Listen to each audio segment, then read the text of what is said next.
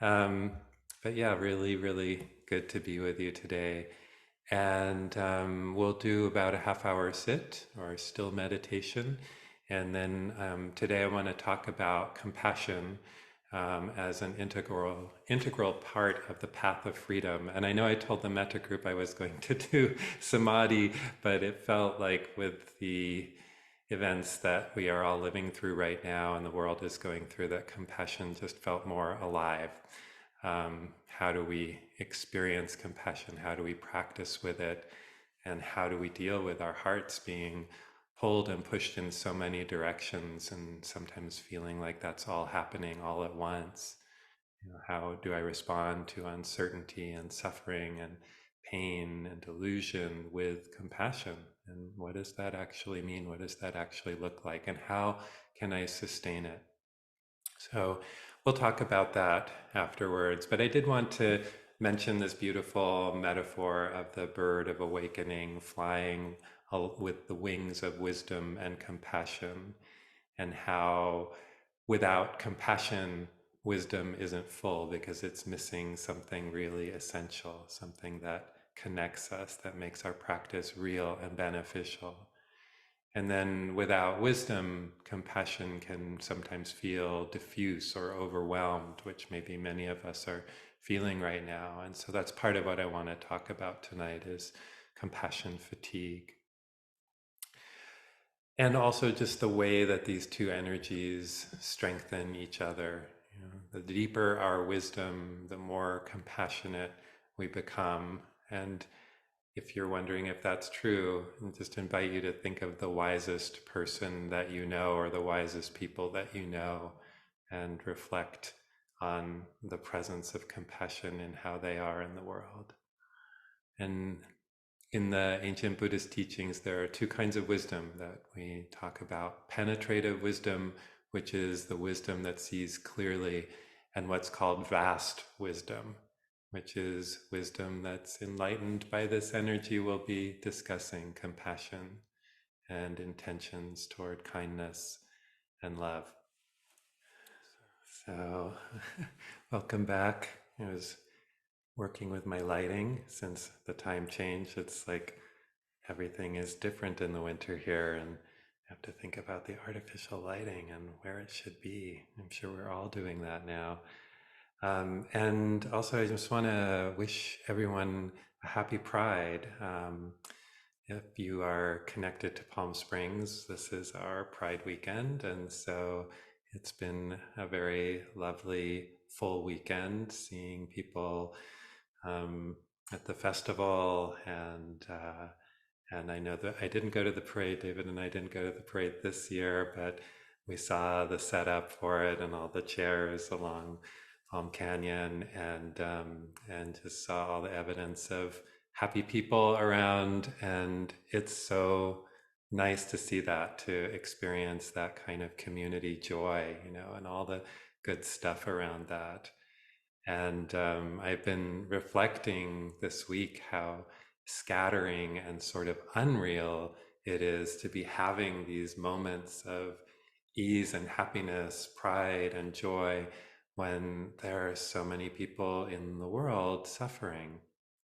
How it that disconnect of how we can be experiencing lives of relative safety because of the accident of where we were born and when, and how we can have something like this privilege of practicing together, or how we can have moments of laughter during the day, and at the same time, have this really deep, visceral awareness of the acute places of pain in our world right now: Israel and Gaza and Ukraine and Burma and Yemen, and so many places in the world where so much suffering is happening, and just how deeply troubling that feels, how that can be so hard to hold that tension and to stay present and to feel like it's somehow okay that there are moments of joy in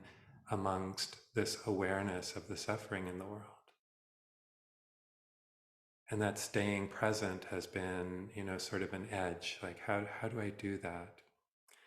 And as I start talking about this, I wanted to offer something from an old friend, the queer Canadian singer-songwriter Farron. And this is a piece that she wrote in the last month. Um, and I asked her permission to share this. In these dark days of so much horror, I take to my bed to dream a different outcome. Sleep is a twisted prayer, a night sweat bucket of grieving, as the wrath of man becomes a blood-red cloak that drapes its sorrow over us all. I cannot look, yet I must not look away. Violence does not give up, war does not give up, rage does not give up, righteousness does not give up. Only love, with its body broken and on bended knee, rasping in the choking dust of retaliation, oozing tears and sweat and grief of so much loss, can whisper into the sand and bone of history, choose me, choose me. Only love can whisper into the sand and bone of history, choose me, choose me. And so that is what we're doing here, choosing love. That is what the Buddha's path is about, choosing love, choosing peace, choosing to open rather than close, to act rather than stay silent, choosing to look, to be fully human and connected to humanity. So here we are, practicing the way of peace together. And it's not the easy choice.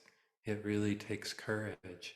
It's not easy to create a zone of peace in our hearts. We don't get a ton of support for that. And yet there is no effective alternative if we truly want to care for our world. So it's said that the Buddha taught others, guided others, encouraged others because of his great compassion for all beings, because he realized that what he learned through his own journey, his own practice, his awakening under the Bodhi tree could be known and it could be of benefit to others as well. In other words, it could be taught, it could be shared. And so it was the gift of his heart to offer freely what he knew. And part of what motivated him to teach was to answer the question of why people, in the language of the suttas, take up rods and weapons against each other, how suffering arises and how it's relieved. And one of the deepest practices to alleviate suffering and the sense of separation, which leads to suffering, othering, hatred, demonizing, is through the practice of compassion. And when I say that word, it can sound a little like an altered or an elevated state. And it is. And it's also quite simple. It's really caring, paying attention with love. So in the early Buddhist teachings, compassion is one of the four Brahmaviharas. And Brahma was the great god of Hindu theology.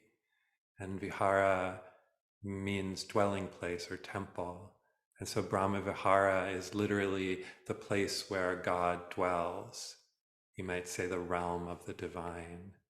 And instead of that being the domain of an anthropomorphic deity, the Buddha offered the framework of the mature and wise heart. And there are four aspects of that framework.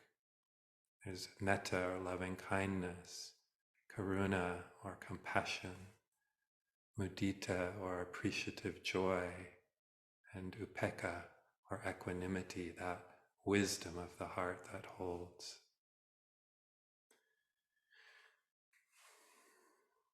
And so metta is the energy of love, kindness, goodwill, friendliness, that lives in our hearts. And you might envision it as the rays of the sun at noon shining down on everything without any exception or preference, offering all beings its light.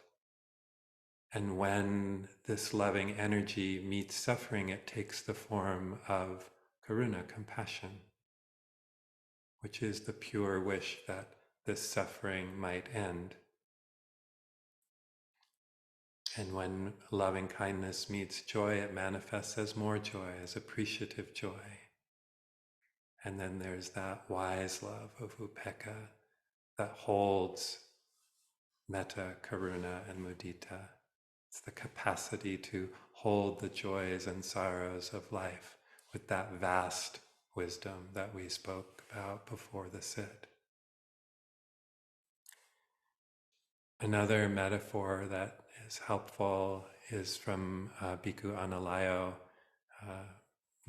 monk and scholar, who writes, if metta is like the sun at noon, it's said that karuna or compassion would be like the sun just before sunset. Darkness is close, almost palpably close, yet the sun shines. In fact, it shines all the more brilliantly, beautifully coloring the sky at sunset. Similarly, when being face to face with suffering and affliction, the mental attitude of compassion shines even more brightly, undeterred by all the darkness found in the world. So that light that keeps shining no matter what, maybe even defiantly. So I wanted to share a sort of birth of compassion tale from Tara Brach, and she offers this story in her book Radical Acceptance, and it gives an illustration of how compassion develops. And she writes about her young son. On Narayan's birthday, I gave him an ant farm. My son spent hours watching with fascination as the little creatures magically created their network of tunnels. He named several and followed their struggles and progress closely. After a few weeks, he pointed out the ants' graveyard and watched with wonder as several of them dragged the bodies of their dead comrades and deposited them there. The following day, when I picked Narayan up after school, he was visibly distressed. He told me that on the playground, the kids had made a game out of stepping on ants. He was horrified that they were hurting these friends he so admired. I tried to comfort him by explaining that when we really spend time with any living beings, as he had with the ants, we find out that they are real. They are changing, animated, hungry, social. Like us, their life is fragile and they want to stay alive. His playmates hadn't had the chance to get to know the ants in the way he did, I told him. If they had, they wouldn't want to injure them either. Whenever we wholeheartedly attend to the person we're with, to the tree in our front yard, or to a squirrel perched on a branch, this living energy becomes an intimate part of who we are. So have you noticed that being true for you? Paying deep attention is love. When we are really open to what's here and see it, our relationship to it changes. And in the stillness of awareness, we are the same in so many ways. All of life cares. It's impossible to be alive and not care. And when I take time to observe and know another being, I see that just like me, they have their joys and their sorrows and their desires and their delusions and their vendettas and their places of comfort and escape. Just like me, they want to live without suffering. And just like me, they don't always know how to do that. And when I see that, whether it's an animal or another human being, how does that feel? When I know through attention and presence that they too suffer and feel uncertainty and anger and joy, and that they too are a vulnerable being in a vulnerable body. How does that feel? How does that change my view? This is the foundation of compassion, not separate from, not different from. So, how does compassion arise? So we see that it can arise through attention, mindful attention. And maybe another question is, how do we uncover our inborn heart of compassion? How do we create the conditions for the expression of the natural tenderness and caring that is our birthright? I say it often, but I really believe that our original heart, our child heart, is full of this energy, and that it gradually gets covered and muted as we grow up in a culture that's motivated by greed and competition, that enshrines survival of the fittest or most ruthless, a dominating culture that doesn't value what is truly worthy and worthwhile all that highly, and families and caregivers that just don't know how to hold and nurture a tender heart, a compassionate heart, because they never experienced that tenderness and holding themselves. But the good news is that it's never lost, that heart, and we can develop it again, we can strengthen it, we can allow it to open, and as adults we can nurture it and protect it with equanimity and wisdom. And one way that we can do this is through the lens and pathway of the Four Noble Truths, the Buddha's first and foundational teaching.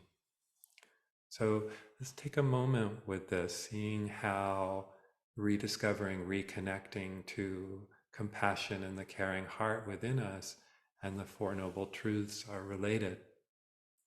So what we've really been talking about in this sense of knowing our commonality with other beings is really the First Noble Truth, the universality of difficulty, suffering, unease, sorrow, the fundamental understanding that all lives will contain difficulty, loss, and dissatisfaction. This is part of what it is to be human. And this is not due to being wrong or imperfect or flawed in some way. It's just inherent in having an embodied human life. Just as I struggle with and suffer pain and regret, so do all beings. And really seeing this deeply awakens the heart. So, into each life some rain must fall, or a lot of rain. And the clouds that cause this rain are the clouds of greed, the storm clouds of aversion, the mists of delusion. And this is the second noble truth, the three poisons that cause craving, clinging, or pushing away. And this too is universal. So the universality of the experience of suffering and the causes of it, and then the third noble truth, that there is a possibility of freedom, of release, of less suffering. And so, wow, the thing that all beings want more than anything else, freedom, safety, ease, is possible. And this is what and why the Buddha taught out of compassion. And so we can certainly wish or intend this freedom for others, which is what we do in compassion practice. May you be free from this suffering. So it's a wish, but it's not wishful thinking. It is possible. And then the fourth noble truth, that there is a path to freedom, a way to fulfill the wish.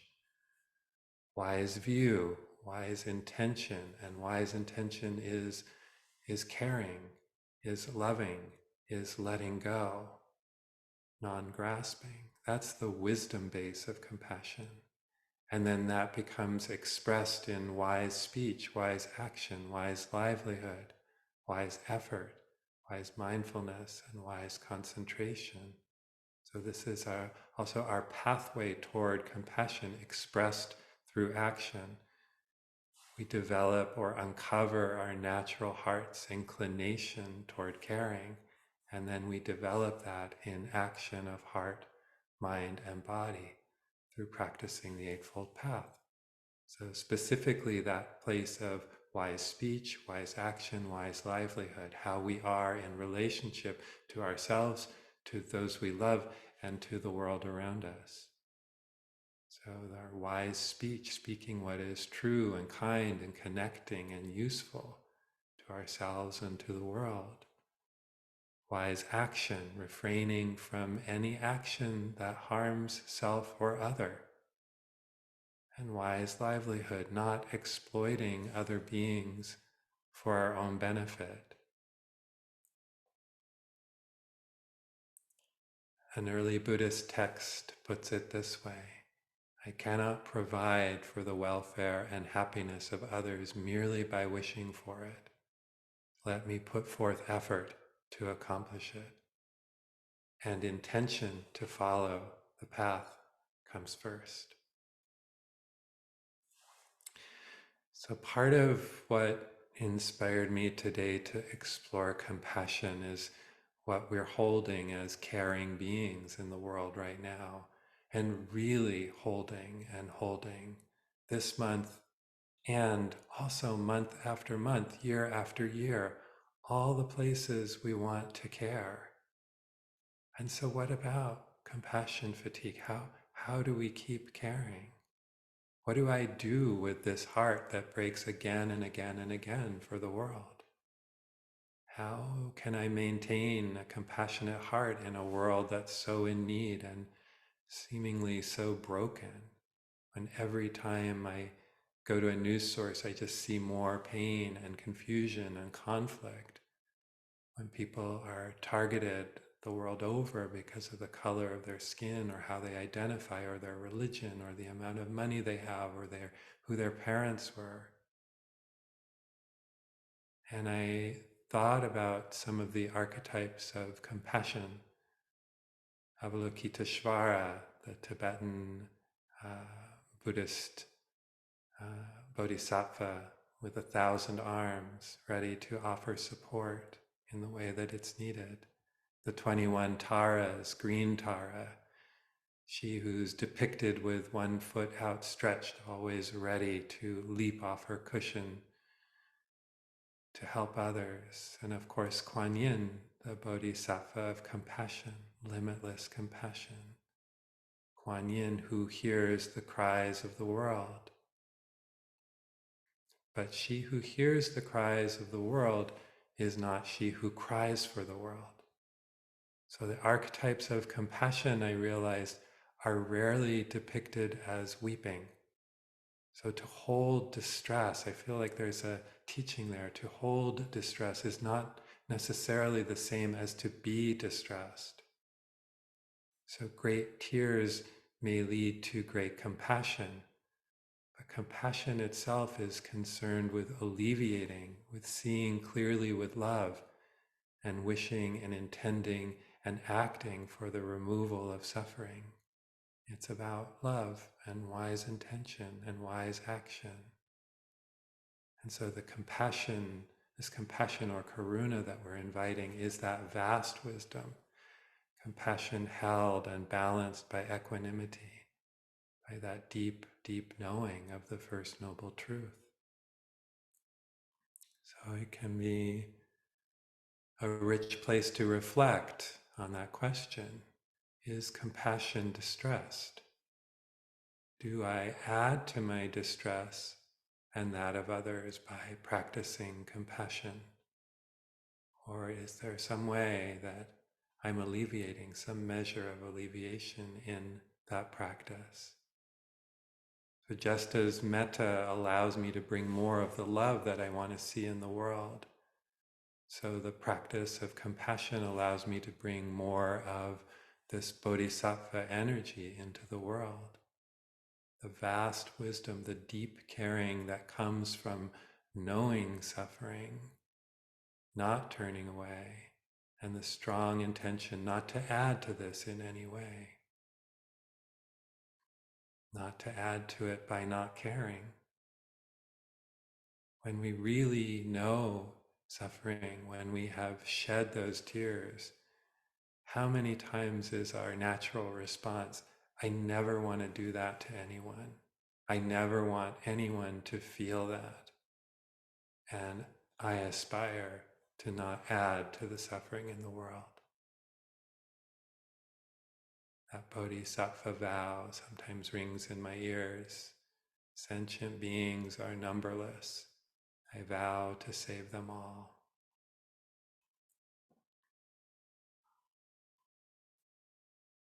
And the practice of compassion or caring is always appropriate, and we have infinite opportunities to practice this, reminding ourselves again and again of the commonality of our dukkha, our suffering, our common experience of that, our alikeness, our interrelatedness.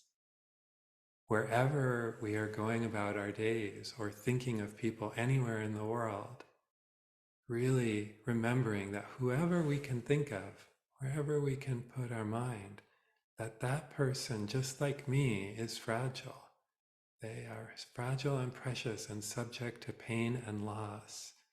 And they have had times of joy and sorrow, times of being misunderstood, just like me. They've lost a loved one, have felt vulnerable and confused, have felt alone.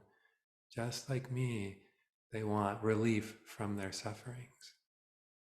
And they want relief of suffering, from suffering of the ones that they love.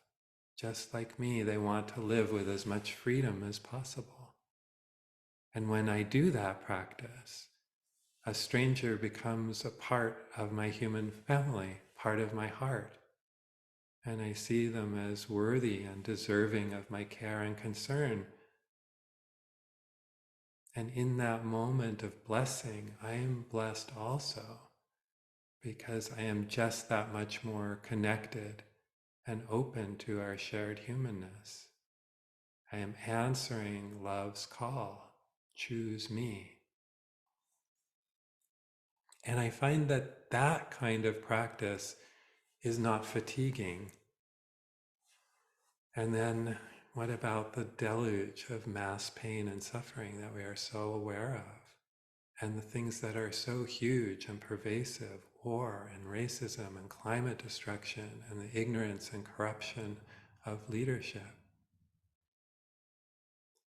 Emma Chodron sometimes speaks of the living with the rawness of a broken heart.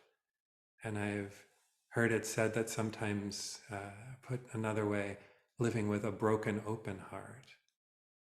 I think there's something very beautiful in that metaphor, living with a broken open heart. Not walled off, not separate, not numb, but learning to live with a heart that's broken open with its ability to be with pain and also its determination to care and to love.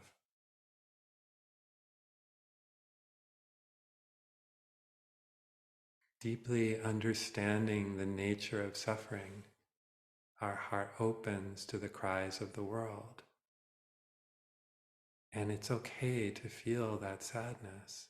We don't have to be there all day 24/7 in it, but we don't have to insulate ourselves from it either. We can allow it to be there, just as we allow the joys to be present in our life. And we can allow it to shape our intentions and remind us of our connection. And the practice, in that practice of compassion and caring, there is that pure motivation to end suffering, along with the wish and certainty that it can end. All the great sages have promised us that. We're still waiting, but the work that we have is to keep loving.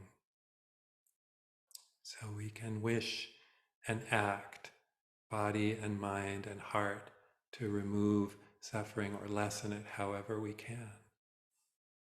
And as we do this, can we have compassion first with ourselves, for ourselves? Can we remember this one right here?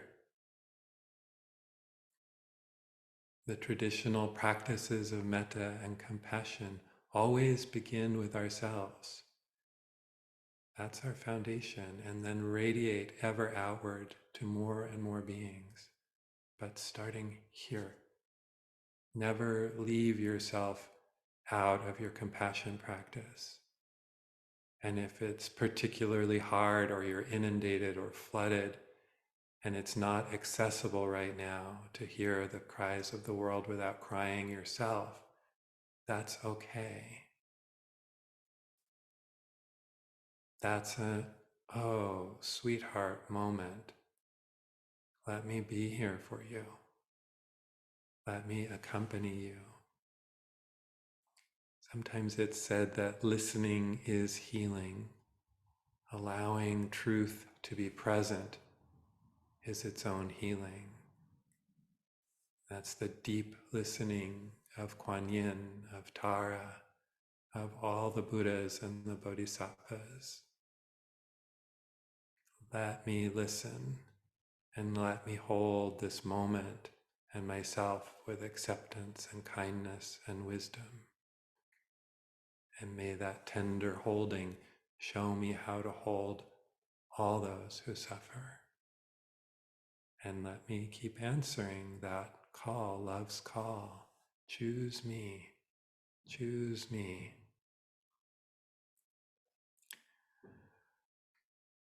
So let's take just a couple of minutes in silence to let the words settle and just noticing how they might land for you.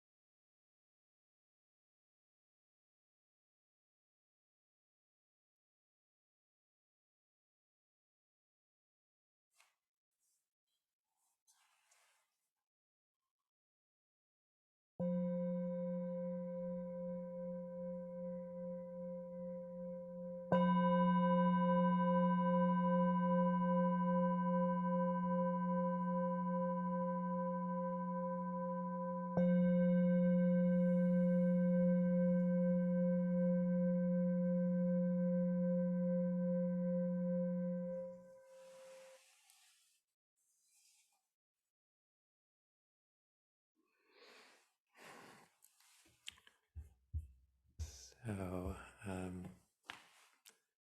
just like to open the floor, the space, the circle, the quilt, however you view this, for anyone to share anything that you would like to in the space of this group, or anything that you, or ways maybe that you practice with compassion that you'd like to share. So I thought we would close with reading the beautiful prayer and poem for all beings by Zenju Earthlyn Manuel. And it's a little bit long, and I'm going to put it on the screen. And if you'd like to, saying it aloud, don't unmute yourself because there's the delay and it gets nutty. But if you'd like to hear yourself reading these words, it can be a powerful practice. So I'm going to try and share screen, and then we can offer this together.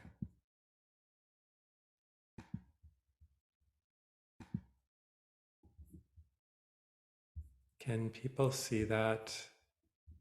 Can I get a, okay, good.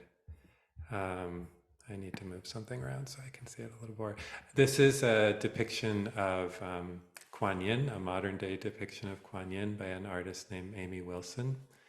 And as you can see, what we're going to read is called For All Beings by Zenju Earthlyn Manuel. So let's offer this together with the feeling of a prayer. May all beings be cared for and loved, be listened to, understood, and acknowledged despite different views, be accepted for who they are in this moment, be afforded patience, be allowed to live without fear of having their lives taken away or their bodies violated. May all beings be well in its broadest sense, be fed, be clothed, be treated as if their life is precious, be held in the eyes of each other as family. May all beings be appreciated, feel welcomed anywhere on the planet, be freed from acts of hatred and desperation, including war, poverty, slavery, and street crimes. Live on the planet, housed and protected from harm. Be given what is needed to live fully, without scarcity.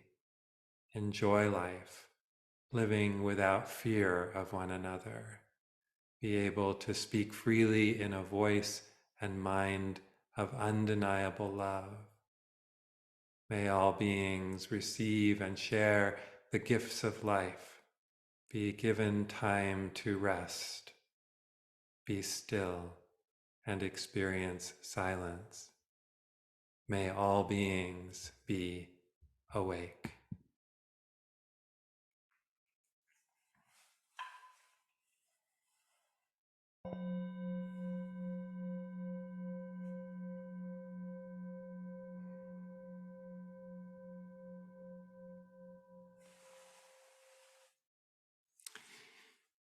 Thank you for your practice and your caring and your care for this community and the world. We'll practice with you again very soon, I hope, and be well, everyone.